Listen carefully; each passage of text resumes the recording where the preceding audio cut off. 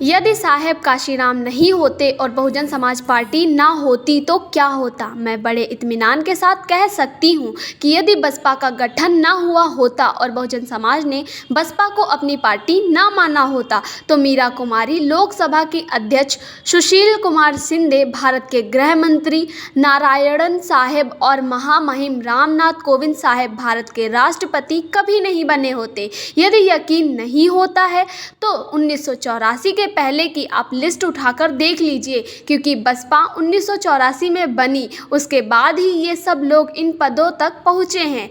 रामविलास पासवान केंद्र सरकार में मंत्री नहीं बन पाते और रामदास अठावले से कभी भाजपा का गठबंधन ना हुआ होता और कभी मंत्री पद नहीं मिला होता। सच कहूँ तो श्री रामनाथ कोविंद को भारत के राष्ट्रपति का पद नहीं नवाजा गया होता, मंडल कमीशन भी लागू नहीं हुआ होता यदि मान्यवर काशीराम जी ने मंडल कमीशन लागू करो वरना गद्दी खाली करो का नारा ना दिया होता। यही नहीं, साथ ही 1991 में उन्होंने तत्कालीन प्रधानमंत्री श्री वीपी सिंह को धमकी भी दी थी कि यदि मंडल कमीशन लागू नहीं किया गया तो मैं आपकी सरकार गिरा दूंगा, लेकिन ये नौबत ही नहीं आई।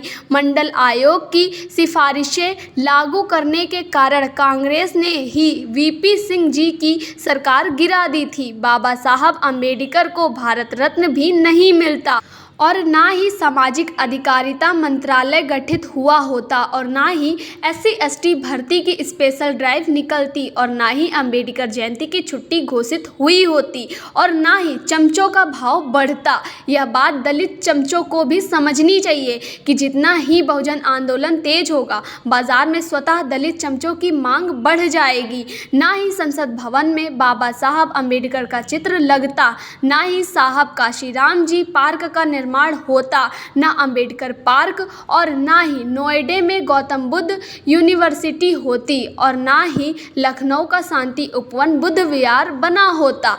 ये झोला छाप चमचे जो 4 दिन में हीरो बन रहे हैं, ये अब भी कहीं दरी ही बिछाने का काम कर रहे होते और इनका राजनीतिक वजूद शून्य होता, तब फिर भाजपा, कांग्रेस और शिवसेना व अन्य मनुवादी राजनीतिक दल इन्हें कभी घास भी नहीं डालते।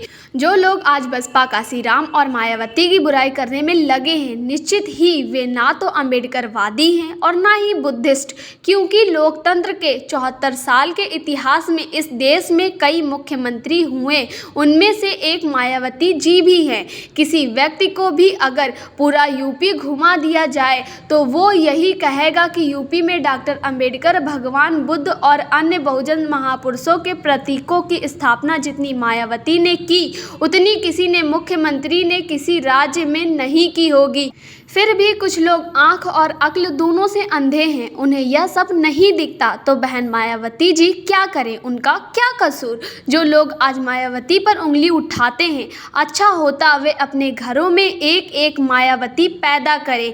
जिन कथित अम्बेडकरवादियों को यही नहीं पता कि लड़ना किसके खिलाफ है, वे क्या खाक बाबा साहेब के सपनों का भारत बनाएंगे? समाज को ऐसे झोला छाप और अधकचरे अम्बेडकरवादियों से सदैव सावधान रहना होगा। एक बार मोदी जी ने कहा था कि दलित मंद बुद्धि होते हैं और योगी आदित्यनाथ ने हनुमान को दलित बताया था। बहुजनों की समझ में फिर भी नहीं आता। आँख के साथ अकल के भी अंधो, जरा सोचो और विचार करो कि उनका आशय क्या था, वे आपका आकलन कैसे करते हैं, उनकी नज़र में आपका समाज में क्या वजूद है। बहुजन चमचों से अपील है कि अपने व्यक्तिगत स्वार्थ के लिए समाज को गुमराह ना करें। वे भी मुख्यमंत्री और प्रधानमंत्री बनकर दिखाएं, लेकिन मायावती और बसपा को ख़त्म करके नहीं, बल्कि यदि दम है तो भाजपा और कांग्रेस को खत्म करके बनकर दिखाओ। मैं जानती हूँ यह इनसे नहीं होगा। यह मद्दा तो मान्यवर काशीराम जी और बहन मायावती जी में ही था कि यूपी में इन दोनों ही दलों को हाशिए पर ढकेल दिया था। यह बहुजन समाज की कुछ जातियों की गद्दारी की वजह से आज बीजेपी यूपी में पुनः खड़ी हो गई।